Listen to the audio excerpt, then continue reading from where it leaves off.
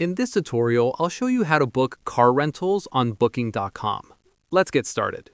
First, open your web browser and go to Booking.com. Once you're on the home page, look at the top navigation menu and click on Car Rentals. You'll now see the car rental search page on Booking.com. Enter your pickup location in the first field, then select your pickup date and time. Next, enter your drop-off location and time. If you want to return the car to a different location, just check the box that says Drop Car Off at Different Location. Now click Search to see available car rentals on Booking.com. You'll see results from different providers like Enterprise and others.